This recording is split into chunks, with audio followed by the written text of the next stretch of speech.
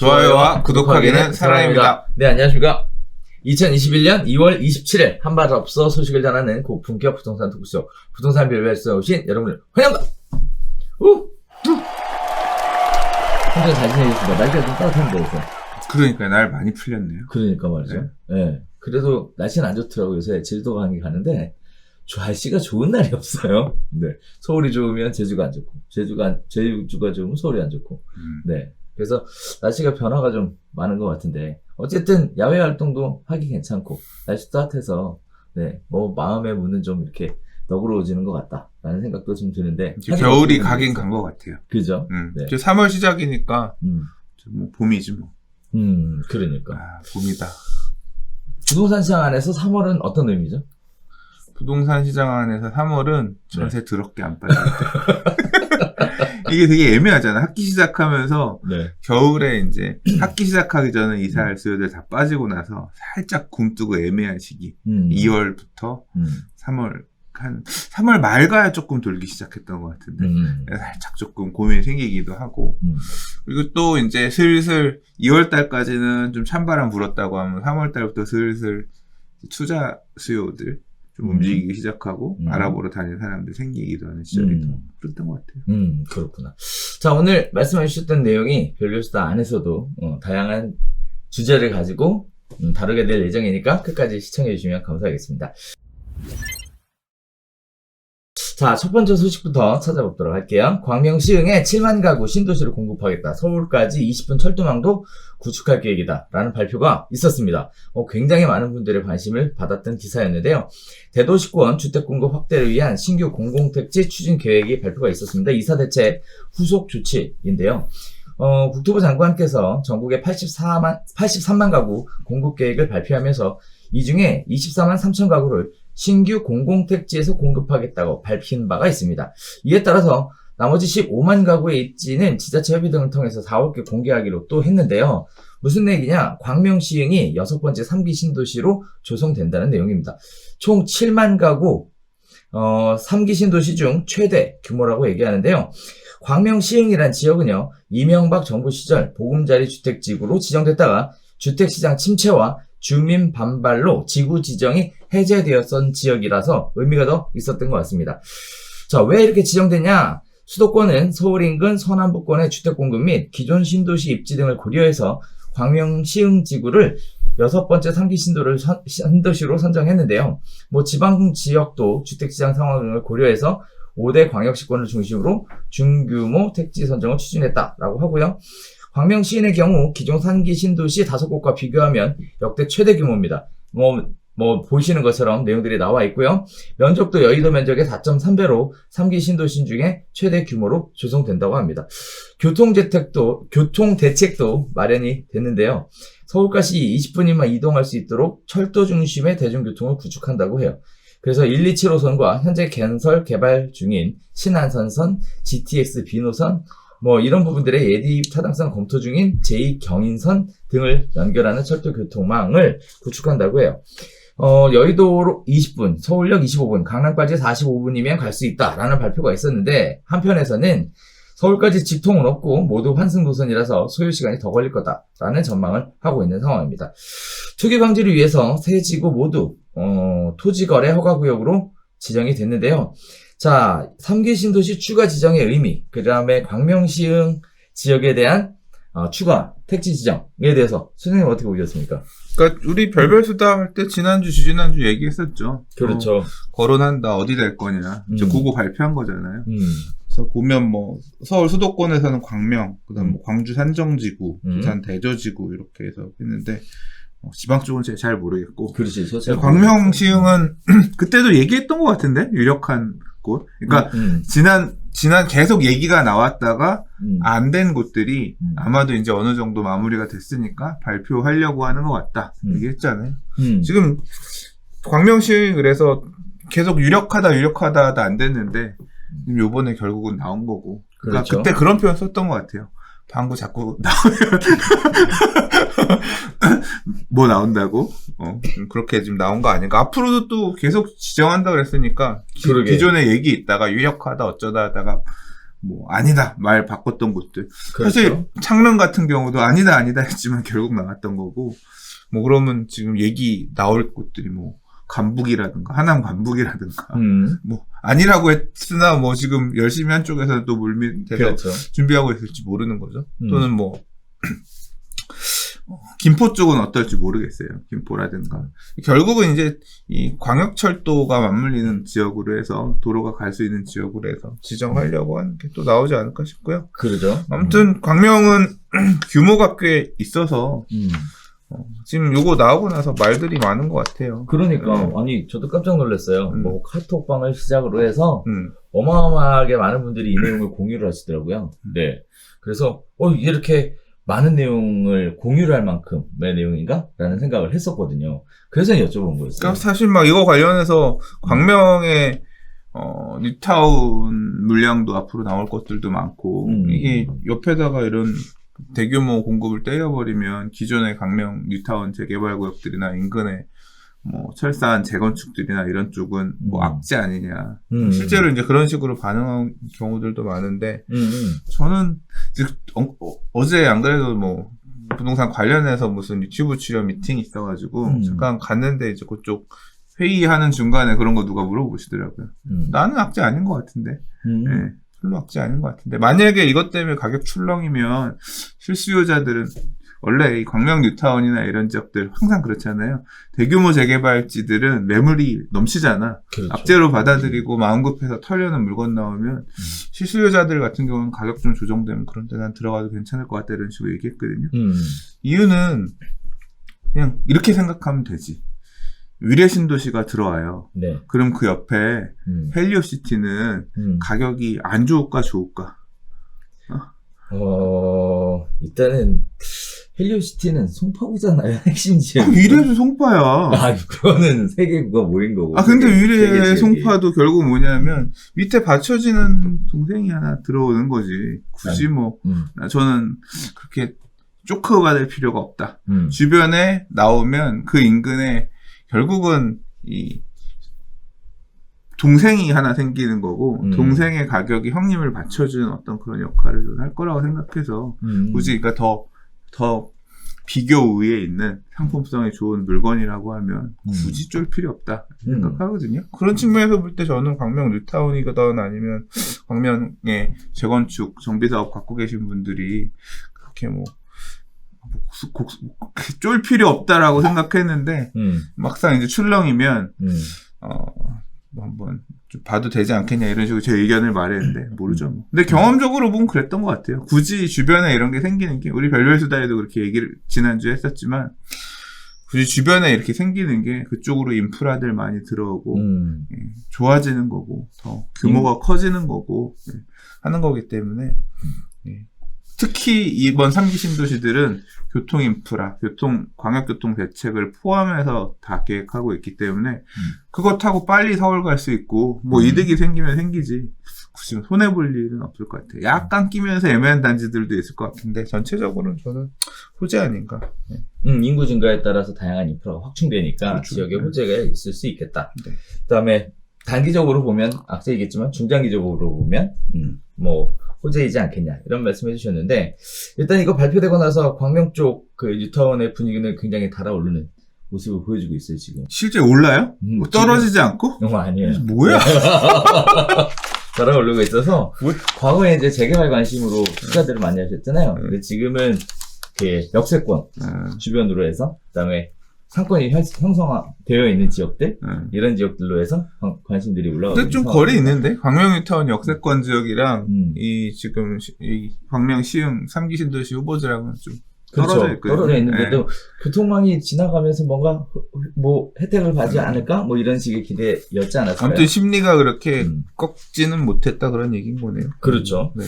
자, 또 하나는 재밌는 거는 15만 가구는 4월께 또 공개하겠다라는 얘기니까 앞으로도 이런 기사가 계속 나올 거예요. 그러니까 뭐 아까 말씀드린 것처럼 지금 계속 얘기 있다가 없었던 데들 중에서 또 이제 이렇게 발표하면서 택지 공공이 공급하는 택지의 주택 공급을 이제 딱 서프라이즈 하면서 발표. 서프라이즈. 네. 자, 이후에도 뭐 토지 보상이라든지 여러 가지 얘기들이 계속 나오겠지만 어쨌든 중요한 거는 주택에 대한 공급에 대한 어떤 시그널은 굉장히 확실하게 주려고 하는 것 같습니다. 자, 이후에도 지속적으로 신규 택지지구 또는 신도시지구, 신도시 지정 관련된 내용들이 나오게 되실 것 같으니까 실수요자 관점에서는 굉장히 잘 꼼꼼하게 챙겨보시면 도움이 될 것 같습니다.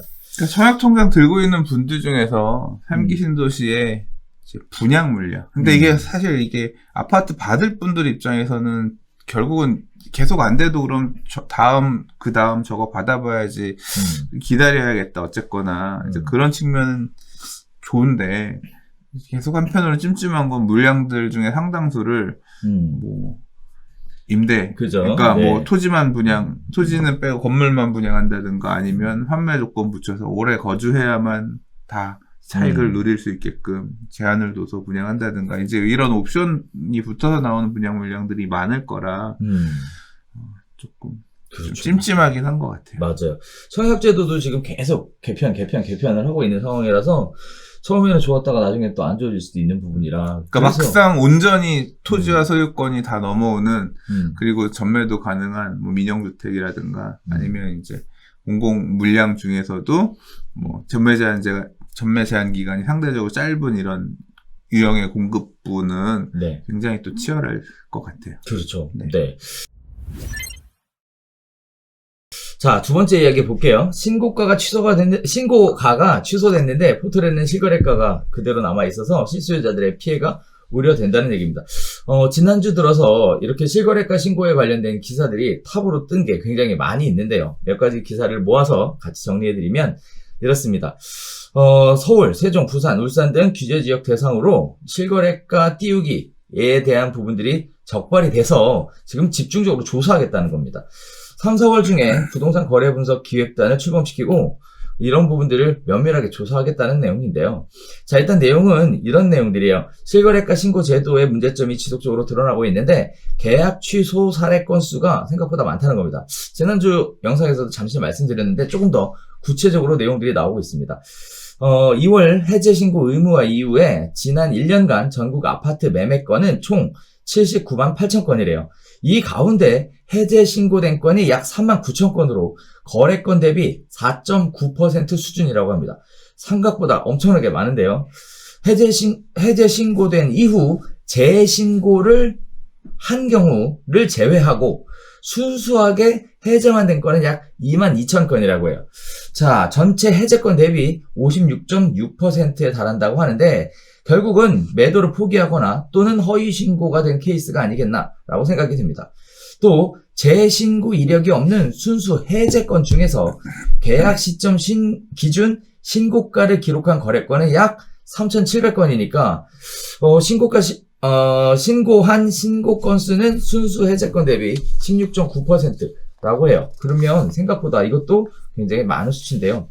계약의 해제 사유에 대해서 잠시 생각해보면 매도자가 가격이 올라서 변심으로 계약 해제를 하게 되는 경우 매매 가격이 계약금 100보다 더 오른 경우가 그 대상이 될 것 같습니다. 자, 이럴 때 매도를 포기하게 되는데 이렇게 되면 매도자의 경우에는 받은 계약금의 100을 상환해야 됩니다. 자, 매수자가 계약 해제에 동의할 일은 거의 없죠. 왜? 계약금을 포기해야 되기 때문인데요. 뭐 그런 상황도 가끔 있긴 합니다. 전세 임대 조건으로 계약을 했는데 전세를 못 맞췄다거나 또는 실입주 조건으로 계약을 했는데 대출이 안 나와서 실입주가 불가능하거나 하는 등등의 문제들이 생기는 것 같습니다. 또 증여자금을 통해서 하려고 했는데 증여자금에 문제가 생기는 경우에도 이런 케이스에 들어가는데 거의 극소수죠. 매수자가 계약 해제를 하게 되면 계약금을 포기해야 되는 상황이기 때문에 굉장히 어려운 상황으로 보여집니다.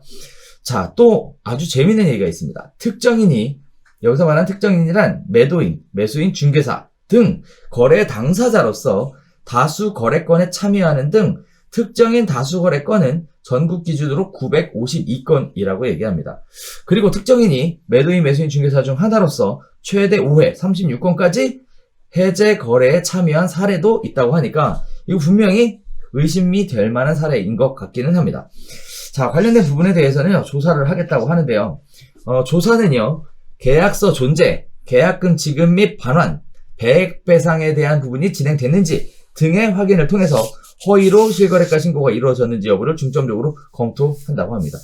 자, 자금 조달 과정에서 탈세, 대출 규정 위반에 대한 부분도 같이 병행한다고 하는데요. 조사 결과 매매 계약을 체결하지 않고 거짓 신고한 사실이 확인된 경우 3천만 원의 과태료를 부과하고요. 개업 공인중개사들이 부당하게 거짓으로 장난쳤다. 이게 입증되면 자격정지, 처분을 내리겠다고 합니다. 자, 관련된 부분들이 굉장히 민감하게 다가오고 있는 사실인데요. 자, 이런 얘기도 나오고 있습니다. 포털 사이트에 실거래가 시스템 정보 공시 관련돼서 오류가 생긴다라는 얘기인데요. 국토교통부가 실거래가 시스템에 계약 취소된 건이 온라인 포털 사이트와 앱에서는 실거래가로 그대로 기록되고 있어서 실수요자들에게 혼선을 주고 있다라는 얘기입니다. 다양한 예제들이 나오고 있고요. 일각에서는 중복, 차고 등의 거래건이 적지 않기 때문에 신고가 계약 취소가 문제는 없다. 하지만 의도적으로 중복, 차고 거래의 가능성도 있고 의도와 관계없이 온라인 포털 사이트에 실거래가인 것처럼 등재되어 왔다는 것 자체도 이미 문제다라고 얘기하고 있는 상황입니다. 자, 실수요자들이 피해를 볼 가능성이 높다라는 얘기 때문에 계속 얘기들이 나오고 있고 시스템 허점을 악용한 사례에 대해서 철저한 조사를 해야 한다라는 목소리가 올라가고 있는데요. 자, 이 내용들을 가지고 보면 일단 전체는 아니지만 이런 형태로 한 사람이 다수의 계약 해제를 했다라는 건, 그리고 처음에 신고를 했다가 나중에 다시 신고가 들어갔다면 다시 팔았다는 얘기인데, 신고를 했다가 취소하고 계약 해제가 됐다는 얘기는 배액배상을 받았다는 얘기일 가능성이 높은데, 이렇게 되면 배액배상 받은 것에 대한 세금 납부 여부에 대한 것도 또 논쟁이 될 것 같아요. 계속 떠오르게 될 것 같은데, 자, 가격 조작에 대한 얘기들, 그 다음에 배액배상 세금에 관련된 얘기들이 이슈가 될 것 같습니다. 자, 어떻게 생각하고 계세요? 그러니까 저는 이 이슈가 이번 별별에서 아마 다루게 될 거라고 생각을 했어요. 왜냐하면 아우 지겨워. 이거 갖고 도배 지금 그래요? 안 해서. 그러니까 이걸 도배하는 사람들 누구겠어요? 이 부동산 가격이 투기 세력들의 신고가 농간에 의해서 이렇게 문제가 된 거다. 그러니까 니들 지금 신고가 믿으면 안 된다. 이제 이 상승을 인정하지 않는 분들이 도배를 맨날 해. 맨날 와가지고 똑같은 걸 계속 쓰고 있어. 그렇구나. 그래서 요새는 이제 이 떡밥이구나. 그래서 얘기를 해야겠구나 생각을 하고 있었고 봤는데, 이게 신고가 나온 것 중에서도 실거래가를 잘못 신고해. 그러니까 결국 자전거래 얘기 나오던 그렇죠. 그거잖아요. 실제 거래 안 해놓고 허위로 거래한 것처럼 가격 올려놓고 신고해놨던 것들은 해제 신고해서 없애고, 이런 부분들이 그렇죠. 실제 거래 안 했지만 실제 거래한 것처럼 해서 가격을 끌어올린 영향이 있다. 지난주에도 우리 얼핏 이 얘기했었는데, 맞아요, 얘기했어요. 결국은 이게 조사한다 그랬으니까 조사하면 다 나와. 예, 조사 결과가 어떻게 나올지가 정말 궁금해요. 잘 좀 털어서 실제 그런 식으로 악용했다고 하면 그런 생각 못 하게끔 해야 되는 게 맞다고 보고요. 근데 여기 지금 자료에도 있지만 막 되게 문제가 심각한 것처럼 얘기를 국토부 장관께서도 하긴 했는데 그렇게 많지는 않은 것 같아요. 전체 79만 8천 건, 약 80만 건 중에서 3만 9천 건이라 5%도 안 되거든요. 근데 그 중에서도 사실은 이게 계약 해제를 한 게 아니라 재신고를 하면서 사실은 이제 뭔가 신고 가격이 잘못됐다든가 해서 사유로 인해서 해제 신고를 하고 다시 신고밖에 할 수 없었던 것까지 빼면 그러면 한 2만 2천 건 정도잖아요. 그러니까 80만 건 거래했는데 그 중에 2만 2천 건 정도, 그러면 몇 %예요? 한 4%? 아니지, 4%도 안 되지. 한 2, 3% 되나요? 그 정도가 실제 해제가 된 거예요. 근데 그 해제 사유는 시기에 따라서, 지역에 따라, 이게 지금 전체를 뭉뚱그려 놓은 거니까, 지역에 따라서 후행하는 지역들 중에서는 가격이 급등하면서 말씀하셨던 것처럼 매도자가 난 5억에 팔았는데 지금 시세가 6억이 돼버렸네? 근데 나는 그럼 계약금 5천만 원 배액배상 해주더라도 6억에 파는 게 이득이니까 그렇죠. 그냥 해제하는 게 낫겠다. 그래서 순수 해제한 건들, 이런 것들, 결국 그런 것들을 다 포함해서 그 정도라는 거잖아요. 맞습니다. 그래서 이 비율이 높은 거냐 낮은 거냐, 이거는 이제 우리가 집계를 하기 시작한 거기 때문에 앞으로 이제 통계를 통해서 계속 집계를 하다 보면 이 비율이, 그러니까 순수 해제 비율이 이 정도 나오는 게 높은 거냐 낮은 거냐 비교해서 좀 그때그때 모니터링을 할 필요가 있을 것 같고, 요번에 실제 이제 조사한 결과에 따라서 정말로 시장 교란을 위해서 이런 식으로 자전거래 하지도 않아놓고 한 것처럼 이렇게 장난친 거라고 하면 뭐 처벌을 해야겠죠. 그렇죠. 예, 이제 그 내용들이 나오면 좀 더 명확해질 것 같아요. 명확해질 것 같고 뭐 숫자로 봐서는 저는 막 이거 엄청 그러니까 도배가 막 하도 올라와가지고 되게 심각한 줄 알았어요. 아 이게 진짜 문제가 있었구나. 근데 막상 보니까 그렇게 많은 건 아니야.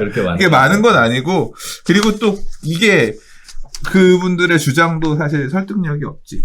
왜냐하면 전체 거래 중에 80만 건의 거래 중에 얼마 안 되는 이 거래 사례로 시장 전체가 교란이 되나요? 근데 그것도 문제잖아. 예를 들어 그렇죠. 80만 건 거래 중에 엄청 많은 게 다 그런 어떤 자전 거래였다고 하면 야 이건 진짜 개판 나라가 개판이네 그건데 뭐 2, 3% 정도 되는 비중의 어떤 거 가지고 시장 전체가 흔들렸다라고 판단하기에는 조금 무리가 있지 않나. 그냥 그런 짓을 하는 나쁜 놈도 있을 수 있을 것 같은데 그럼 그 놈을 혼내주고 처단해야지. 그렇게 못하게 하는 거지. 네. 소수의 어떤 그 내용을 가지고 전체가 문제다라고 시장 전체가 지금 왜곡이 됐다라고 보는 거는 조금 확대된 해석이 아닌가 개인적으로 생각합니다. 그리고 한편으로 이제 뒷부분에서 지적하셨던 요새 프롭테크라고 해서 이런 공개되는 공공 데이터를 기반으로 해서 우리 일반인들, 민간에서 그 자료들을 좀 쉽게 볼 수 있도록 많은 서비스들이 공개되고 그 자료를 통해서 우리가 의사결정을 한단 말이에요. 그렇죠. 아, 실거래가가 이만큼 올라왔어? 국토부 홈페이지 가서 확인하는 게 아니라 그렇죠. 뭐 여러 가지 앱들이나 뭐 네이버라든가 호갱노노라든가 그렇죠. 아파트 실거래가 앱 이런 거 통해서 얼마 지금 거래됐구나 보고 이제 시장 상황 판단을 하는데 요게 이제 반영이 DB를 가져갈 때는 되는데 이게 해제됐어라는 DB가 나오는 것까지는 같이 맞물려가지고 좀 못 뿌려주면서 시장 혼란이 발생하는 부분도 문제다라고 지적을 했거든요. 맞아요.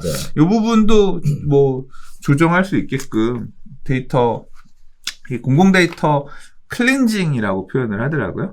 이게 데이터가 오는 것들을 가공해서 보여주게끔 하는 프롭테크 회사들도 되게 어렵나 봐요. 그러니까 데이터가 깔끔하게 안 오나 봐요. 그러니까 이게 해제된 건지 뭔지 파악 이런 게 좀 잘 안 돼서 그걸 갖다 제대로 못 보여주는 그런 현장 어떤 이 개발자 쪽에서의 어려움도 있지 않을까 싶어요. 아직까지는 문제가 발생했고 어떻게 보면 그 부분을 잘 그러니까 정확한 정보를 바른 정보를 전달해 줄 수 있도록 그렇죠. 예, 조금 그 부분 서로 매칭해 주시면 좋지 않을까 싶네요. 맞아요. 자, 그래서 뭐 결국은 이런 건수가 있었다. 그럼 이제 결국은 법을 개정해서 이런 신고건이 발생하지 않게끔 할 건지 아니면 처벌을 더 강화해서 무섭게 해서 못하게 할 건지에 대한 선택인데 개정에 관련된 거는 지난주에 잠깐 말씀드렸던 것처럼 실거래가 신고를 30일 내에 하는 게 아니라 등기 시점으로 하자라는 얘기가 등기 시점 후에 그러니까 등기 시점에 하자 뭐 이때 이렇게 얘기가 나와 있던 거고 처벌에 관련된 거는 지금 과태료 3,000만 원 또는 자격 정지에 대한 부분들이 처벌에 관련된 부분으로 뜨고 있어요. 보면 뭐 이런 생각도 가끔 들어요. 아 이게 법하려 하고 입법을 하기 위해서 어떤 명분들을 만들어가는 과정 아닐까? 라는 생각도 잠깐 들긴 하는데 어쨌든 이런 거 자체가 있다는 것 자체는 문제인 것 같습니다. 원래 시장 교란하는 사람은 있어요. 없는 게 아니야. 그 비중이 얼마나 많으냐 적으냐 그걸 너무 문제 의식을 안 갖고 그냥 막 하는 아니냐 이런 게 문제지. 예를 들어서 다운 계약서도 하는 사람은 있어. 근데 그게 막 당연히 다운 계약서 해야 되는 거 아니에요. 이게 너무 많은 문제인 거지. 그렇죠. 하는 몇몇만 그런 생각을 해서 한다고 하는 그 사람들이 못하게 잘 막으면 되지. 마찬가지죠, 이것도. 자, 지금 이렇게 나오는 기사들이 앞으로 개정 쪽으로 갈지, 처벌에 대한 것으로 갈지, 또 실제적으로 조사를 한 다음에 드러나는 진실은 뭔지에 대한 내용들은 한번 살펴보셔야 될 것 같습니다. 결과가 빨리 좀 잘 나왔으면 좋겠어요. 뭐 이제까지 무슨 아파트 무슨 뭐 만들어가지고 아파트 담합 이런 것들 조사한다 해서 엄청 막 제보 받고 그랬잖아요. 맞아요. 지금 아무도 얘기 안 해. 그러니까. 제보 막 엄청 많아서 접수가 얼마나 많이 됐고 어쨌고 막 처음엔 그래서 정말 아파트 가격 담합이 부동산 가격의 주범인 것처럼 막 으쌰으쌰 시끌시끌했고 조사하고 있습니다. 열심히 보도자료 냈지만 지금 얘기가 쏙 들어갔잖아. 그러니까. 막상 그때도 제보 받아보면 서울은 몇 개 없고 경기도 일부 지역이고 막상 몇 번 기사 나오긴 했는데 조사해보니까 별로 실체가 없더라. 맞아. 이런 경우도 많이 있었고. 그러니까 발표를 못하는 거야. 그러니까 한번 이것도 뚜껑을 열어보고 실제 어느 정도 위법한 행위가 있었는지 이게 얼마나 되는지 전체 중에서 그게 드러나야 우리도 지금 좀 상황에 대한 정확한 인식이 있어야 문제에 대한 해결도 가능한 거죠. 그렇죠. 자, 세 번째 이야기 가겠습니다. 한남, 아현, 장위 등 서울 28개 지역에 공공재개발 돛을 올렸다라는 얘기인데요. LH나 SH가 시행하는 공공재개발 사업 1, 2차 공모 결과 서울 28개 지역이 후보지로 선정됐다고 합니다. 동의율이 충족돼서 사업을 진행할 경우 3만 가구 수준의 공급이 이루어질 전망이라고 하는데요. 서울시 등에 따르면 총 28개 구역이 2차 공공재개발 후보지에 추천됐다고 해요. 공모 신청 구역 47개 중 약 60% 규모라고 합니다.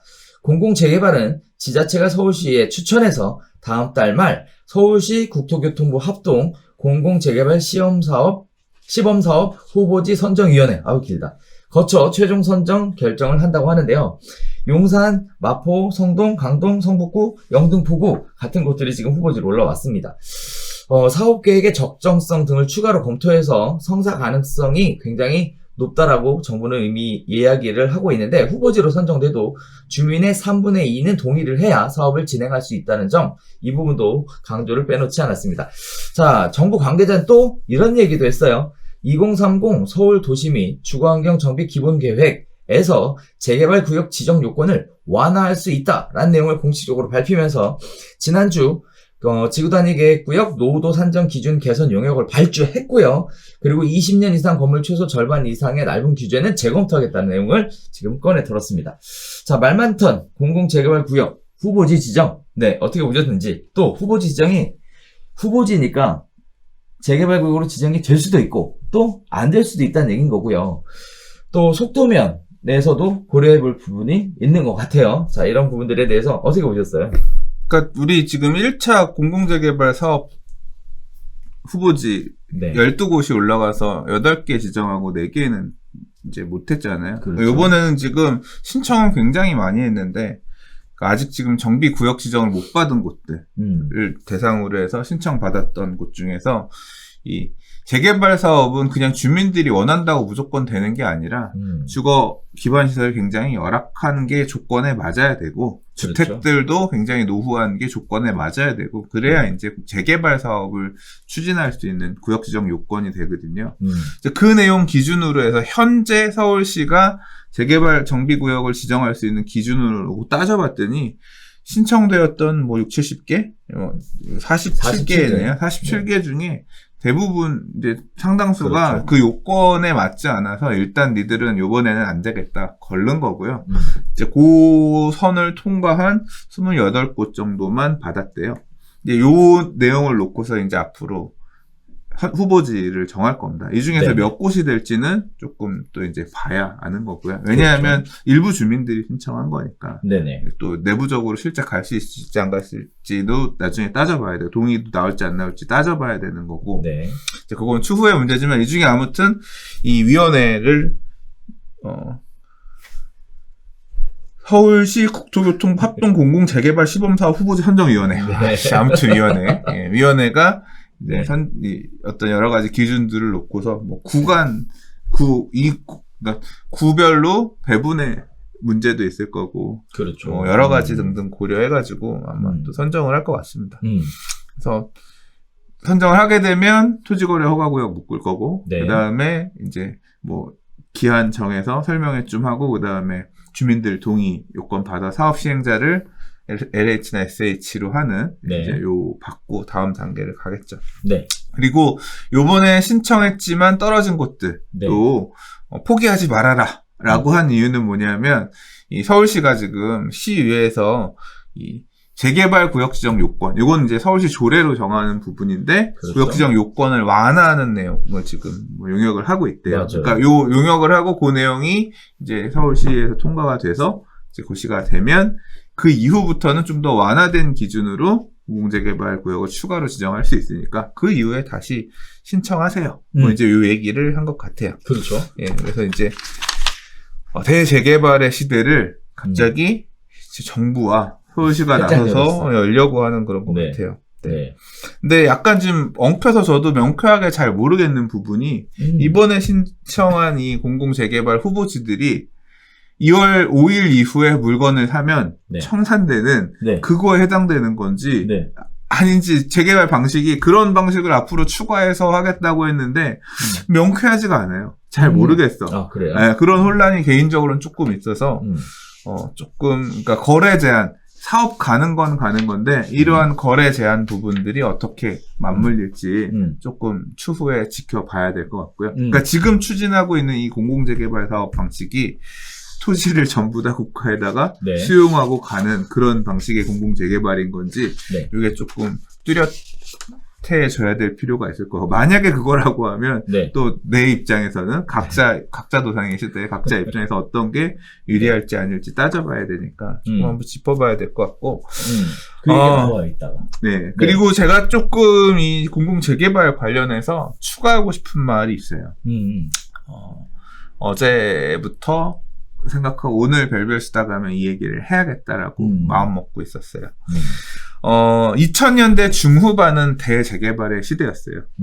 우리 대표님도 잘 아시잖아요. 그렇죠. 네, 우리 대뉴타운의 시대였고 그래서 2007년, 8년 아주 그냥 2007년도, 8년도 가면서 2005년, 6년까지는 강남의 재건축이 시장을 캐리하는 어떤 큰 흐름이었다라고 하면 뉴타운과 재개발이 2007, 8년, 9년까지 막 엄청나게 막 붐업이 됐었잖아요. 그 시절에. 근데 그 시절에 재개발, 초기 단계 재개발이며 진입하셨던 분들이 2010년, 11년, 13년, 14년 엄청나게 힘든 고난의 시기를 겪었어야 됐죠. 그나마 구역이 지정되어 있어서 조합이 되어 있어서 다음 단계로 갈 수 있었던 곳들은 어쨌거나 이번 상승장에 빨리빨리 추스려가지고 아파트까지 마무리된 곳들이 많았지만 그 당시에 초기 단계였던 재개발 구역들은 어땠어요?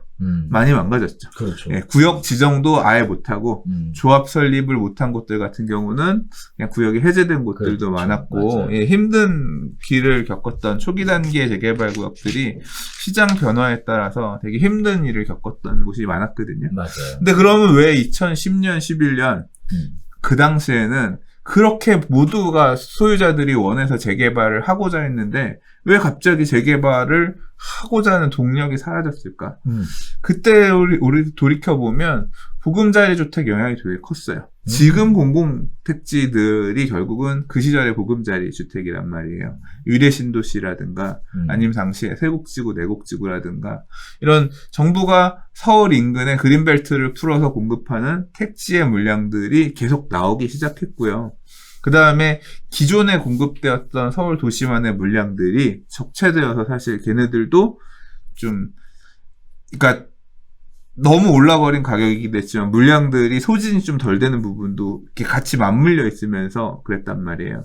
근데 지금 제가 왜 이 얘기를 하냐면 지금은 아직까지 상승장에 후행하고 있는 모습이기 때문에 강남 쪽 부동산 가격들은 꺼덕꺼덕 그렇게 예전과 같이 높은 상승률을 보이지는 못하면서 이게 힘겹게 고가갱신을 하고 있는 일부 지역이 있다라고 본다면 뭐 그 밑에 중하위 아파트 단지들 같은 경우는 여전히 신고가 갱신을 하면서 강남이 치고 올라갔던 가격대를 쫓아서 올라가면서 갭을 메우는 현상들이 강남과 서울 수도권 지역에 지금도 발생하고 있잖아요. 근데 강남의 상승률은 지금 되게 이렇게 멈춰서고 있는 상황이란 말이에요. 그러니까 결코 앞으로도 계속 치고 올라갈 거다라는 어떤 측면에서 긍정적인 시그널은 아니에요. 이 상승세가 주춤하다는 얘기 자체는. 근데 그러니까 이런 상황에서 지금 여러 가지 우리가 생각해 봐야 될 이슈들이 뭐냐면 정부가 이제까지 굉장히 큰 틀에서 많은 것들을 정책적으로 바꿨어요. 예를 들자면 임대사업자 등록하셔서 주택 많이 임대사업 안에 들어와서 다주택 하셔도 됩니다라고 하던 것들을 완전 큰 틀에서 이제까지 했던 거랑 말을 바꾸면서 바꿨어요. 그래서 주임이사 걸려놓은 매물들이 일정 시점 이후부터 이제 계속 묶였던 물건들이 시장에 나오는 물량들 그게 거의 100만 호라고 하더라고요. 그 물량이 시장에 세금에서 조금 자유롭게 풀려서 나오는 물량들이 대기하고 있다는 것도 생각을 해야 돼요. 그러니까 이제까지는 없었던 공급, 그러니까 신축 공급, 제가 얘기할 때 신축 공급만 문제라는 게 아니라 저는 지금 신축 공급이 부족하다고 별로 생각 안 한다고 말씀드렸잖아요. 네. 저는 재고주택 매물이 시장 안에 풀리지 않게끔 양도소득세 중과라든가 이런 걸로 묶여있는 게 문제지, 오히려 신축 물량은 그렇게 문제가 아니다. 개인적으로 그렇게 생각하는데, 그런 재고주택 매물들이 나올 만한 그런 상황들이 지금 있는 거예요. 그 부분도 있지만, 한편으로는 어쨌거나 지금 그 어느 때보다 말도 안 되게 막 채찍질을 하면서 3기 신도시 물량들도 사전 청약까지 해가면서 다시 지금 니들 분양받지 말고 사전 청약이라도 해서 갈 준비하세요라고 지금 죄고 있잖아요. 네. 그러니까 새 아파트를, 그냥 내가 기존의 아파트를 사기보다는 새 아파트 청약을 기다리는 사람들의 숫자는 어느 정도 또 있을 거라면, 왜냐하면 이제까지는 3기 신도시가 내년 내후년이었다라고 하면 당장 올해부터 입주가 몇 년 뒤라고 하더라도 사전 청약을 받으면 일단 내가 들어갈 수 있는 조건은 되는 거잖아요. 이제 그런 숫자들도, 그러니까 실질적으로 주택을 구입하는 것과 비슷한 어떤 마음의 안식을 얻을 수 있는 기회들이 올해부터 열리기 시작한단 말이에요. 그러니까 상황이 앞으로 내가 재개발 투자를 해서 엄청 좋아지는 상황만, 꽃그림만 있는 게 아니라 꽃그림이 아닐 수도 있는 상황에 대한 하나씩이 지금 뚝뚝 떨어지고 있는 상황이에요. 이게 초기 단계 재개발은 막판에 가면 이런 부분들이 딱 눈앞에 다 와서 펼쳐지게 되면 막상 동기부여가 안 돼서 사업이 예상처럼 안 가는 상황들이 2008년, 9년, 10년, 11년에 있었던 것처럼 반복되지 않으리란 법이 없어요. 그렇죠. 예, 그렇기 때문에 이거를 너무 맹신하시지는 않았으면 좋겠습니다. 특히 그러니까 지금 여기도 딱 걸리잖아요. 이 노후도가 맞는 지역들 같은 경우는 그나마 가능성이 있지만 또 아닌 곳들도 뭐 완화해서 갈 수도 있다. 또 여기는 안 됐지만 다음번에 되지 않겠냐. 이런 기대감으로 초기 단계 재개발들을 좀 무모하게 공격적으로 들어가시는 분도 계실 수 있을 것 같은데, 되게 신중하게 조심하셔서 들어가셔야 되는 시기다. 이게 가격은 올라요. 되든 안 되든 이 상승장의 어떤 끝무렵까지는 이런 초기 단계 재개발 아무 구역 지정이고 뭐가 안 된 곳들도 사실 가격은 올라요. 그렇죠. 근데 그게 딱 끝나면 사라져요. 완전히 싹 내 걸 받아 먹어줄 수 있는 시장의 수요가 아예 없어지고, 그 다음 매수세가 뭐 한 1년 뒤면 올까 2년 뒤면 올까가 아니에요. 한 8년? 10년? 내가 산 금액에서 내 구조대를 받아줄 수 있는 사람 자체가 그럼 사라지는 시기도 올 수가 있거든요. 그렇기 때문에 이 공공재개발 다 돌렸다. 기사에서는 희망을 얘기하고 당신도 이걸 통해서 수익을 낼 수 있습니다. 이런 어떤 시그널을 얘기하지만 현실은 꼭 그렇게 달콤하지만은 않을 수 있고, 이 기사에서 보이지 않는 다른 환경에서는 그런 단서들을 하나씩 던져주고 있습니다. 그냥 예를 들어 3년 뒤, 4년 뒤에 공공 분양 물량 뭐 교산이고 왕숙이고 막 지금 분양 물량들 계속 나오고, 나 재개발에도 좀 관심 좀 가져줘 하고 싶은데 언론에서는 3기 신도시 얘기만 졸라 해대고, 한편으로는 임대사업자 물량들이 계속 지금 나오고 있으면서 재고주택 물량에서도 지금 요새는 매물이 뭐 어떻게 더 많은 뭐 상황이 나옵니다. 이런 얘기 나오고, 지금 양도소득세 중과 묶여 있잖아요.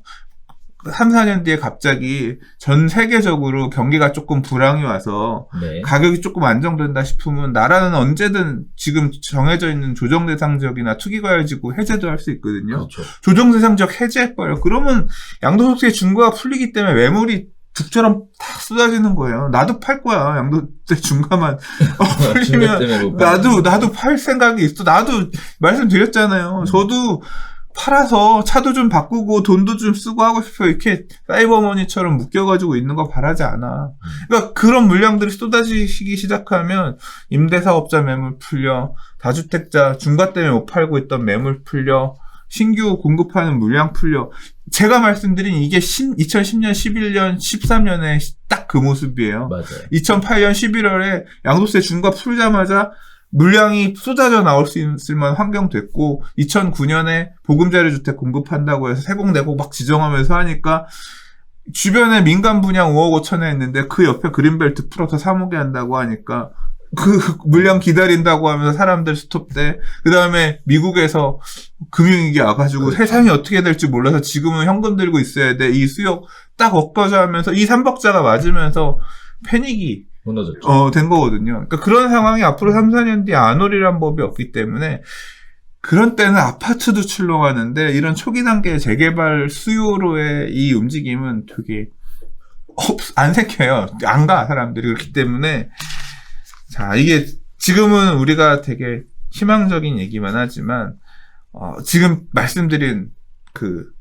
안 좋아질 수 있는 가능성의 시그널들, 정책적 변화가 한 개, 두 개 나와 있는 상황이라 좀 그런 보수적으로 안 좋을 수 있는 가능성에 대해서도 어느 정도 계산을 하고 움직이셔라. 제가 이 얘기를, 그러니까 떨어질 거란 얘기가 아니에요. 이런 악재가 될 수 있는 내용들, 현실적으로 악재가 될 수 있는 내용들이, 가능성들이 하나, 두 개 지금 시장에 뿌려져 있는 상황이고, 그런 시그널들이 나와 있는 상황이기 때문에, 검토하셔서 잘 회피하실 수 있었으면 좋겠습니다. 자, 요약해보면 그런 얘기인 것 같아요. 네, 초기 재개발 사업지다. 다시 얘기하면 시간이 오래 걸린다. 장기적인 관점에서 이렇게 접근하게 되면 리스크가 생길 가능성이 높다. 따라서 이 리스크가 생길 가능성까지 염두에 두고 그리고 접근해야 되는 시장이다. 따라서 보수적으로 접근할 필요가 있다. 이렇게 얘기하면 되죠. 그러니까 지난 텀에서도 초기 단계 재개발 나중에 비싸게 받아먹은 사람들이 제일 곡소리 났어요. 맞아요. 이번 텀에서도 그럴 위험이 있으니 조심하셔라. 네, 좋습니다. 네 번째 이야기 갈게요. 네, 전세금, 전세시장 관련된 얘기입니다. 전세금 상승세가 주춤해졌지만 다시 튀어오를 것이다 라는 위기감이 고조되고 있는 상황입니다. 자, 임대차법 도입 이후에 줄곧 치솟된 전세값이 이사 공급 대책 이후에 상승폭을 줄이고 있어서 이거 이제 전세시장이 안정화되는 거 아니냐라는 기대감이 있었는데요. 누군가에게는 이러한 부분들이 안정화된 좋은 시그널이 될 수도 있고요. 또 누군가는 또 불행한 소식이 될 수도 있는 것 같습니다. 자, 하지만 문제는 여기서부터입니다. 3월에 서울의 입주 물량이 전월의 30% 수준으로 줄어드는 데다 이사철이 시작되는 등 전세 시장에 다시 불을 지필 요인들이 많아서 굉장히 시장이 불안한 상황이라고 합니다. 따라서 부동산 전문가들은 전세 시장에 다시 튀어오를 가능성이 크다고 전망했는데요. 서울의 전세값은 조사 시점 기준으로 1월 첫째 주부터 4주 연속으로 오름폭을 축소한 것이 눈에 띄고 있습니다. 그렇지만 전세시장의 불안 요인이 여전하다고 보고 당장 3월부터 입주 물량이 큰 폭으로 줄어드는 부분부터 생각해봐야 한다는 얘기입니다. 자, 입주 물량 줄어든다는 얘기들이 나오고 계속 있고요. 또 이런 얘기들이 나와요. 최근 몇 주간 아파트 전세값 상승폭이 주춤한 것은 단기 급등에 따른 조정 혹은 계절적 비수기 요인이 크게 적용되고 있는 거다. 이런 상황에서 오를 요인이 여럿이다 보니 전세금이 오를 가능성이 크다는 게 대부분의 시각인데요. 신규 계약에서는 재계약분보다 인상폭이 더 커지는 만큼 올해 말까지는 전세시장이 안정세로 접어들기 어렵다라는 얘기입니다. 2배 오른 전세가격, 갈 곳 없어 위험보다 많고 담보 잡힌 집으로 들어가고 있다라는 얘기들도 나오고 있는데요. 임대차법 이후에 전세가격이 고공행진 상승이 계속되고 있고 또 전세 매물이 쌓여도 비싼 가격에 거래가 안 되고 또 전세 보증금 반환 보증 조건도 까다로워서 전세 보증금을 안전하게 지키는 것 자체가 어려워지고 있다는 얘기입니다. 전세 매물이 없는 게 아닌데 대부분 가격이 높게 형성돼 있어서 잘 나가지 않고 있고요. 또 주변 시세보다 낮은 매물은 담보가 잡힌 집이라서 오히려 가격만 싸면 오히려 계약 성사가 빨리 된다라고 얘기하고 있어요. 전세 보증금 반환 보증의 주요 요건에 대해서는 지금 보이시는 내용이 있으니까 한번 확인해 보셨으면 좋겠고요. 자, 지금 이제 전세 시장 얘기인데 전세 가격이 오르는 요인에 대해서 다양한 전문가들의 의견이 있습니다. 일단 첫 번째가 전세 물량이 부족할 것이다 라는 얘기예요. 임대차보호법, 특히 계약갱신 청구권에 따라서 지금 물량이 나오지 않는다. 그리고 또 입주 물량이 감소하기 때문에 신규로 창출되는 물량도 없을 것이다 라는 얘기가 가장 먼저 이 기사 꼭지에서 얘기가 나오고 있고요. 그 외에 사전 청약 대기 수요가 증가하고 있다. 거기에 따라서 전세 수요가 증가하게 되겠죠. 청약받아야 되니까. 이런 부분들도 영향을 미칠 것이다. 또 계절적 수요인 봄 이사철에 대한 부분들도 수요가 증가하는 원인이 될 것이다. 또 아파트 매수가 불가하고 대출 규제 등으로 인해서 전혀 움직일 수 없는 상황이다 보니까 지속적으로 전세에 거주해야 되는 분들이 늘어나고 있다. 자, 마지막으로 전월세 신고제가 6월 1일부터 시행되게 되면 결국은 조세 전가 같은 이유 때문에 전세 가격은 더 올라갈 가능성이 높다. 이렇게 크게 5가지 정도의 오르는 요인에 대해서 이야기를 해볼 수 있을 것 같습니다. 자, 만약에 그렇다면 일단 소장님이 생각하시는 전세 가격이 오르는 요인에 대한 개인적인 의견하고 혹시 하락할 요인은 있을지 이런 얘기 한번 해보고 싶은데요. 이거는 네. 제가 뭐 잘 아는 분야가 아니라서 그런데 네. 그냥 저도 주워 들은 얘기를 좀 말씀을 드리자면 일단은 지금 시기적으로는 살짝 아까 앞서서도 얘기를 맞아요. 했지만 네. 약간 애매한 시기예요. 네. 그러니까 1월달, 12월, 1월, 2월 움직일 사람들 움직였고 살짝 지금 움직이기 애매한 시기라서 매물이 쌓이는 현상이 보면 뭐 강남에서도 확실히 학군지에서도 생각보다 매물이 안 나오고 쌓인다 그런 부분도 있고 그럼 왜 쌓이냐 이유를 볼 때 가격이 너무 올랐는데 그 오른 가격을 고수하니까 그러니까 싸면 나가는데 안 싸게 내놓기 때문에 안 나가고 있다. 그래서 지금 뭐 일주일 단위로 5천만 원씩 가격 내리고 있는데 그래도 안 빠진다 이런 얘기도 있긴 해요. 그러니까 좀 약간 그런 부분들 그러니까 시장이 작동하는 거죠. 네. 약간 수요가 없는 시기이긴 한데 임대인들 중에서 가격 쫄려서 좀 싸게 내놓은 물건들 좀 빠지고 그런 게 좀 맞물려 있는 것 같고 제가 사실 올해 지금 상반기랑 하반기 입주 물량 좀 체크해서 보려고 그랬는데 제가 들었던 얘기는 올해는 2분기까지 입주 물량이 좀 있고 그 다음 하반기 입주 물량이 좀 줄어든다 이렇게 들었거든요. 그러니까 올해 입주 물량들 중에서도 어느 시절에 물려 있느냐도 상대적으로 조금 영향이 있지 않을까 싶기는 해요. 네. 근데 하반기 전세 가격 움직임 어떻게 될까요? 뭐 잘 모르겠어요. 잘 모르겠고 임대인 입장에서는 좀 올라서 사실 이게 올랐으면 올라서 좀 뭐 임대료를 많이 받거나 아니면 뭐 월세로 좀 전환을 하거나 그러니까 좀 임대료 협상을 임대인이 유리한 쪽에서 하고 싶어하는 분들도 계실 거고 그렇죠. 그렇게 올라가는 네. 뭐 임대료를 부담스러워하는 분들도 계실 거고 뭐 서로 이해관계가 다 다를 거기 때문에 어쨌으면 좋겠다 이건 솔직히 잘 모르겠고 상황 자체는 뭐 많은 분들은 그렇게 얘기하죠. 올해는 입주 물량들이 워낙 적은 해이기 때문에 그렇죠. 상승 압력을 받을 수밖에 없다. 뭐 이제까지는 이제 그런 얘기가 다수인 상황이라서 더 올라가는 쪽이 맞지 않겠냐 이렇게들 생각하고 있는데 이미 너무 호가가 많이 올라버린 거라서 또 이제 지금 가격대 이후에서는 좀 덜 올릴지 어쩔지 모르겠습니다. 만약에 전세 가격의 하락 이런 경우에는 하락할 수 있다. 에 대해서는 어떻게 보세요? 전세 가격이 이런 이유에서는 하락할 수 있다요? 뭐 저는 개인적으로 생각할 시간을 좀 드리자면 제가 개인적으로 생각해 볼 때는 없는 것 같아서 아니 그래서 없는 건 아니고 네. 이제 경제 문제가 심각하다는 게 이제 받아들여지고 금리 인상이 가속화되고 이제 이런 부분들이 전세 가격 안정화에는 영향을 끼칠 수가 있죠. 심리가 죽거나 하면. 자, 지금 전세를 살고 계시는 분들, 또 내 집을 마련하려고 하는 분들, 또 전세를 새롭게 구하셔야 되는 분들에게는 굉장히 중요한 이슈가 될 것 같습니다. 또한 일각에서는 지금 전세를 내놔야 되시는 분들에 대해서도 또 고민이 굉장히 깊어지는 것 같더라고요. 아시는 분들의 개인적인 얘기들을 들어보면 입장 차이가 극명하게 갈려지는 것 같습니다. 과거에 전세 가격은 얼마였는데 지금 조정받는 것이 단기간 조정받을 것이다 라는 얘기들도 있고요.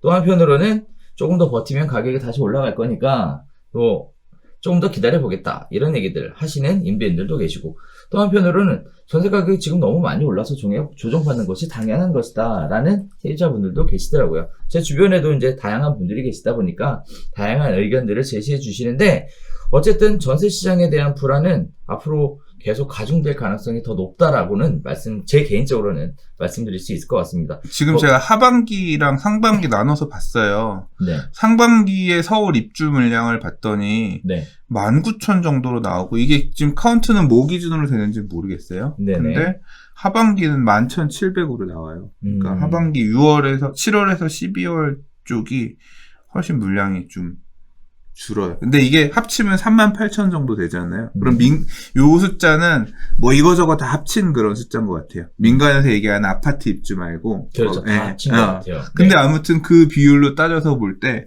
3분의 2가 상반기고 3분의 1이 하반기. 그러니까 하반기는 상반기보다 훨씬 급감하는 거죠. 하반기가 오히려. 하반기가 오히려 물량이 적어요. 입주 물량이 적어요.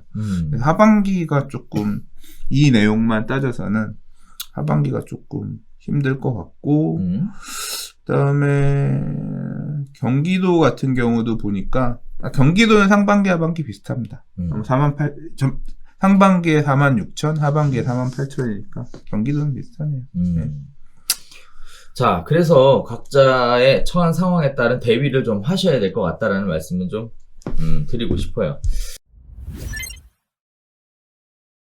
자, 5번째 이야기 가보도록 하겠습니다. 어떤 국민청원에 관련된 얘기인데, 일각에 이런 얘기들이 굉장히 많이 들리는 것 같습니다. 이것도 굉장히 이슈와 쇼크가 됐었던 내용인데요. 한번 간단하게 보겠습니다. 자, 월급쟁이는 평생 집 사지 말란 소리냐? 분양가가 더 오르자 무주택자들이 뿔났다라는 얘기입니다. 정부가 지난 9일에 고분양가 심사 제도를 개선하겠다며 새 아파트 분양가의 분양가를 시세의 90%까지 책정하자 무주택자들의 내 집 마련 사다리를 끄는 것이다 라는 비판이 강하게 제기되고 있는 상황입니다. 관련된 부분들은 다양한 유튜버들도 다루고 있는 내용이었더라고요. 자, 분양가를 시세의 90%까지 올릴 수 있도록 하겠다는 발표 내용은 무주택 청약 대기자에게 그야말로 청천벽력과 같은 소리 아니겠냐. 분양가를 건설원가 기준으로 하지 않고 시세를 기준으로 하는 이유가 뭐냐. 결국 건설사에 떡밥 주려고 하는 거 아니냐 라는 얘기들을 계속하고 있습니다. 자, 지금도 엄청나게 비싸다라는 얘기예요. 그런데 앞으로 분양가를 시세 90%를 맞추라고 하면 월급쟁이 무주택자들은 분양 신청을 포기하는 의미하고 같다라는 겁니다. 지금 벌써 7억 5천만 원이나 필요하다. 거기에 따라서 월급쟁이가 모으려면 200만 원씩 모아도 한 30년 걸린다. 이런 얘기들 하고 있습니다. 왜 국민이 아닌 건설사 사주의 이득을 높이는 방향으로 정책을 바꿔왔냐라는 얘기들도 나오고 있고요. 한편으로 정부에서는 이런 얘기들을 하고 있어요. 주택 공급을 원활하게 하기 위해서는 이런 정책이 필요하다라는 얘기를 하고 있다라는 건데, 결국 공급 확대를 위해서 분양가 기준을 시세의 90%에 맞춰야 한다는 정부의 발표가 이제 도마에 올라간 것 같습니다. 정부에는 민간 참여를 유도해야 되고요. 그렇다면 건설회사 입장에서도 이득을 챙겨줘야 되는 상황이고, 그러다 보니까 정부 말만 기다려왔던 무주택자들이 폭발하는 상황이 되지 않았나라는 우려 섞인 말씀을 드릴 수 있겠는데요. 민간의 경우에는 사업을 하는 곳이고 거기에 따라서 이득이 있는 곳으로 몰려가게 마련입니다. 자, 거기에 따라서 정부가 보는 관점은 약간 좀 그동안 달라왔죠. 그럼 민간 공급은 막고 정부 주도의 공급만 하겠다라는 얘기가 있어 왔는데, 이번 내용들을 통해서 민간의 공급 참여를 좀 유도하겠다라는, 어떻게 보면 또 다른 쪽의 해석도 가능할 것 같은데요. 자, 분양 원가 기준, 그 다음에 시세 기준의 90% 공급에 대한 얘기가 계속 이슈가 되고 있는데, 이 내용은 어떻게 보셨어요, 선생님? 그냥 이거 저는 이 얘기를 하라고 하면 그냥 제 솔직한 생각은 이래요. 숨 한 번 쉬고. 숨 한 번 쉬고. 네. 감정 추스리시고. 네. 새 차가 비싸야 돼요? 중고차가 비싸야 돼요? 새 차가 더 비싸죠? 근데 왜 주택 공급 정책은 새 차를 항상 중고차보다 한참 싸게 공급해야 된다라고 제도가 만들어져 있어? 이 새 차는 중고차 시세의 90% 이하로만 팔아야 됩니다. 그래야 국민들이 새 차를 싸게 살 수 있으니까. 네. 그런 제도 아니야. 지금 얘기는 더 싸게 해야 된다. 90%도 비싸다. 중고차의 한 70%, 80%로 낮춰야 된다. 이 얘기잖아. 아니, 새 차가 당연히 좋고 더 좋은 거면 더 비싸게 가야 되는 거 아니에요? 그렇죠. 유일하게 우리나라에서 모르겠어요. 유일한 건 아닐 수도 있겠다. 쌀이라든가 이런 필수재에 있어서는 정부가 되게 강력하게 개입하는 부분이 있으니까. 근데 뭐 그럴 수도 있다고 생각하고 그러니까 지금 청약을 하려고 하는 하려고 하시는 분들은 다 그런 마음에서 접근하죠.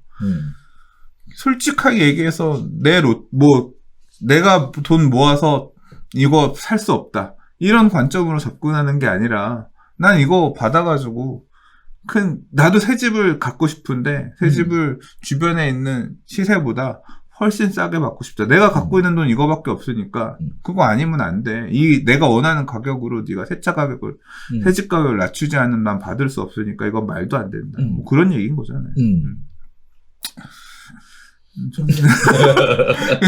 제가 첫머리에서 말씀드린 거랑 비슷해요. 새 차 가격을 중고차 가격보다 훨씬 싸게 공급해야 되는 게 국민을 위한 길이고 복지고 나라는 그걸 나라는 앞서서 그걸 주장해야 된다라고 하는데 그 주장을 할 수도 있지. 그건 어디서 해야 되느냐? 니네 거에서 해. 민간 땅에서 하는 거 말고 공공이 땅 만들어가지고 하는 거 있으면 거기서 그렇게 해. 네. 왜 개인들이 사고 파는 민간 시장에까지 와서 그걸 주장하느냐. 저는 그래 국민들을 위해서 그게 필요하다고 하면 공공이 국가 갖고 있는 땅에서 그런 거 할 때 그때 해. 국가한테는 그걸 요구해도 되지. 그렇지. 근데 다른 개인들한테는 하면 안 되고 요구를 해야 된다고 하면 제한적으로 해야지. 그렇지. 저는 지금의 분양가 규제도 지나치게 과도하고 그 사유재산권이 그로 인해서 많이 침해되고 있다고 생각하기 때문에 이런 목소리에 동의하지 못하죠. 그냥 제 가치관은 그래요. 결국 무주택자분들이 불만을 가지시는 이유가 어떻게 보면 분양가에 대한 부분이 바뀌었다라고 보기보다는 정부가 정책에 대한 실패에 따른 결과 아니겠냐라는 생각이 저 개인적으로는 좀 들어요. 그러니까 집값이 올라간 게 결국은 중고차 값이 엄청 올라간 게 문제인 거잖아. 그렇죠. 중고차 값을 누가 엉터리를 만들었어. 우리가 중고차 가격을 잡긴 잡아야 되는데 이제 새차 가격을 싸게 해줄 테니까 중고차 가격 올라갔는데 동참하지 말아라 했던 거잖아요. 네. 자, 그래서 이제 결국은 이 얘기들이 계속 지나가다 보면 그러다 보니까 뭐 표 얘기 나오고 정치 얘기 나오고 하는 것 같습니다. 다들 이제 그런 거 관련된 얘기들이 좀 여러 지면에서 이야기들이 나오고 있는데 어쨌든 뭐 한편으로는 저는 개인적으로 이런 말씀을 드리고 싶어요. 부동산 가격은 단 한 번도 싼 적이 없다. 이런 말씀은 드리고 싶습니다. 늘 언제나 부담스러운 가격이었고 늘 언제나 서민들이 접근하기엔 굉장히 높은 벽이었다라는 말씀 드리고 싶고요. 현재 상황에서 이러한 높은 진입장벽을 어떻게 뛰어넘을 것인가에 대한 대비를 하는 게 오히려 더 현실적이지 않나라는 생각을 좀 같이 더불어 말씀드리면서 이런 내용이 있었다라는 내용으로 마무리 짓도록 하겠습니다. 자, 6번째 이야기입니다. 로또 분양 막는 공공자가주택 20년간 못 판다. 그리고 5년 실거주 의무도 부담해야 한다라는 얘기입니다. 정부가 발표한 이사대책으로 당시 83만 가구 중 20-30%를 공공자가주택 혹은 공공임대주택으로 공급한다고 밝혔는데요. 거기에 따라 구체적으로 내용이 확정이 됐습니다. 공공자가주택은 20년간 매매를 못하고요. 5년 실거주 의무가 신설이 됐습니다. 자, 관련된 내용은요. 공공주택특별법 개정안에 도심 공공주택 복합사업을 3년 한기로 도입하기로 하는 한편 이익공유형, 지분적립형 등 공공자가주택의 공급과 처분, 전매 제한, 거주 의무 규정을 신설했는데요. 이 공유형 주택은요. 분양가격 일부만 내고 입주한 뒤에 나중에 보유 지분을 LH에 되팔면서 지분 비율만큼 시세 차익을 공공과 공유하는 주택을 의미합니다. 이 주택의 경우에는 전매행위가 20년간 제한이 되고요. 거주 의무 기간도 최대 5년이 적용이 됩니다. 자, 두 번째, 지분 적립형 주택은요. 전매 제한과 거주 의무 기간이 각각 최대 10년 그리고 5년으로 확정되었는데요. 이 주택은 초기 지분 20에서 25%만 매입하고 수십 년에 걸쳐 나머지 지분을 추가로 사들이는 주택을 의미합니다. 다만 조합원이나 토지주 상황에 따라 전매 제한 기간은 최대 범위 내에서 탄력적으로 적용하겠다라는 내용이 공공주택특별법 개정안에 포함됐는데요. 자, 이익공유형이 좋은 거냐? 지분적립형이 좋은 제도냐? 그리고 또 한편으로는 이건 실패한 제도라라는 얘기들이 계속 나왔음에도 불구하고 왜 이렇게 밀어붙이나라는 생각도 좀 들 것 같아요. 내가 볼 땐 이거 되게 화딱지 나는데 막상 보니까 아, 그래요? 이게 지금 특별법 개정안에 도심 공공주택 복합 사업이라 그랬잖아요. 네네. 이 도심 공공주택 복합 사업은 민간의 땅을 수용해서 하는 사업이잖아요. 그러니까 맞아요. 그 개인의 얘기예요. 땅을 뺏겠다는 거야. 그 얘기예요. 근데 갖고 와서 이걸 갖다가 분양하는 사람한테 주겠다는 게 아니라 제한적으로만 주고 이익이 발생하면 그거 나눠서 나중에 이익이 많이 발생하면 발생할수록 나중에 자기들이 먹겠다는 거잖아. 네. 이 시세 차익을 공유한다고 그랬어. 그러니까 결국 뭐냐면 땅 뺏어와서 장기적으로 이 땅을 불려가지고 내가 먹겠다. 그런 야심이 들어있는 거예요. 이익공유주택은. 그거잖아. 여기에 거주한 사람이 20년, 이렇게, 그러니까 거주 의무, 그러니까 팔고 하게 되면 차익이 많이 발생하면 발생할수록 이 공사가 가져갈 수 있는 차익분이 커지는 거잖아. 그렇죠. 지분을 많이 갖고 있습니다. 그러니까 땅은 공시지가로 수용해 갖고 와가지고 발생한 다 사업 시행할 때는 이 돈은 분양대금 받아가지고 충당할 거니까 분양대금 받아서 사업하고 그다음 발생하면 이익은 우리가 다 먹을 거야. 다 먹을 거야 아니면 우리가 상당 부분 먹을 거야. 그렇죠. 이건 뭐 공사 살찌우기 그 공급 제도인데 이거 완전 열받네.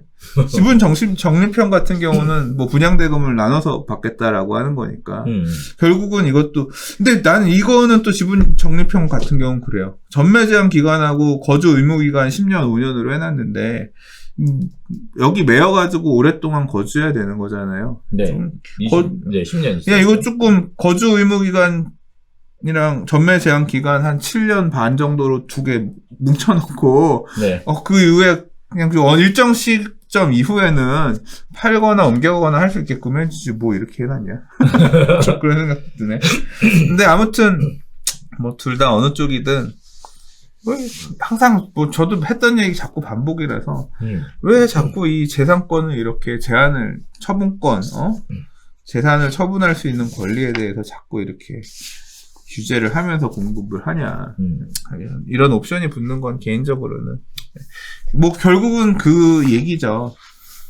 불로소득을 좌시하지 않겠다.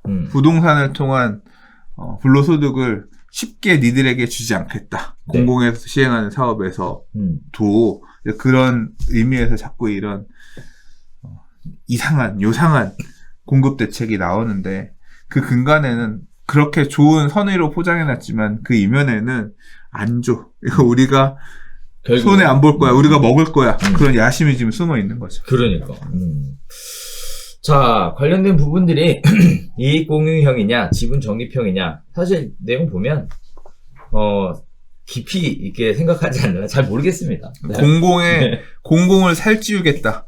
그러니까 공사가 땅을 많이 확보하겠다. 우리의 자산을 도심 안에 많이 갖겠다라는 야심이 이게 여기뿐만 아니라 신도시에서도 이런 형태로 택지에서도 공급하는 물량을 많이 하겠다고 했기 때문에 그냥 사업하면 할수록 네. LH 공사가 가진 자산은 계속 늘어나는 거지. 이득은 계속 늘어나는 거지. 뭐 굳이 앞으로는 힘들게 가서 수용해서 원주민들이랑 싸우고 뭐 이거 해가지고 땅 갖고 와서 사업 안 하더라도 이렇게 하면 배부른 안 나오네. 제가 사실 이 기사를 픽한 이유는 이익공유형이냐 지분적립형이냐 라는 내용보다 공공주택특별법이라는 데 사실 초점을 두고 있습니다. 그 안에 이제 7번째 다룰 얘기가 나와 있는데 현금청산 관련된 얘기가 나왔어요. 드디어. 자, 그래서 7번째 이야기 시작해 보도록 하겠습니다.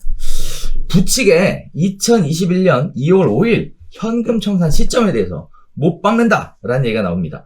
다만 실거주자들에 대한 대책은 좀 필요하지 않겠냐에 대한 의견이 나오고 있는 상황인데요. 지금 공공주택 특별법으로 진행되는 사업 유형이 도심 공공주택 복합사업과 공공 직접 시행 정비사업 두 가지 유형으로 크게 구분이 되고요. 도심 공공주택 복합사업은 역세권, 중공업지, 빌라 등 저층 주거지를 개발하는 사업을 의미하고요.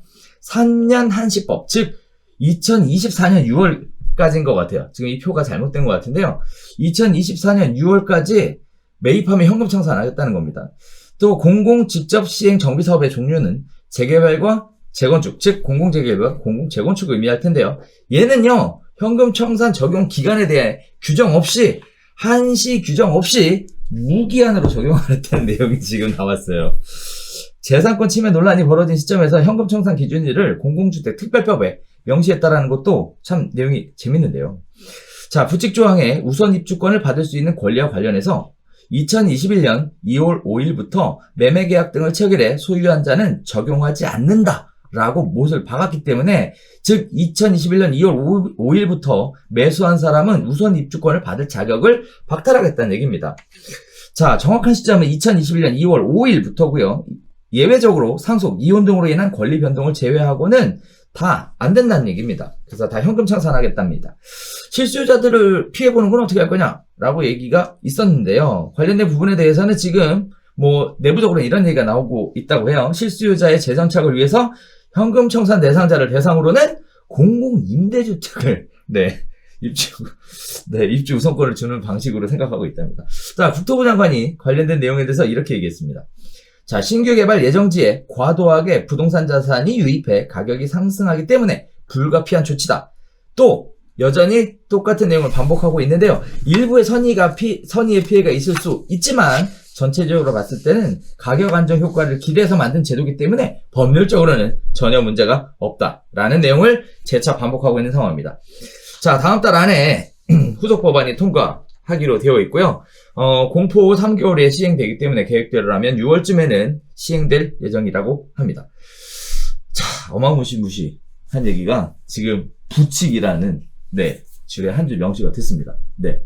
이거는 법률 개정안 정확하게 봐야 알 것 같아요. 네네. 근데 아무튼 이사 대책 때 얘기했던 내용을 법률 개정안에 못 박아서 도심 공공주택 복합서, 공공 직접 시행 정비 사업, 이 두 가지 방식의 사업 방식에다가 그렇죠. 2021년 2월 5일 이후에 계약한 사람은 분양 대상자가 못 되게끔 그렇죠. 하는 이제 이런 내용을 못 받겠다는 거잖아요. 그렇죠. 그러니까 이 방식에 따라 사업하는 데는 앞으로 사는 사람은 분양 대상자 안 되고, 그러니까 입주권을 못 받고, 그렇죠. 그다음에 지금 갖고 있는 놈도 팔 생각하지 말아라. 이제 이걸 못 박은 거예요. 빌라, 그러니까 다세대 거래 금지법.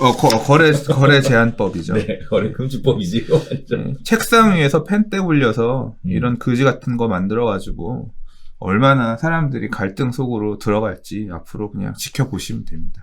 진짜 난리 날 겁니다. 이 현장 추진하고자 하는 주체들과 이거 추진을 결사적으로 막고자 하는 사람들 간에 진짜 이 유혈 충돌들이 앞으로 많이 발생할 거예요.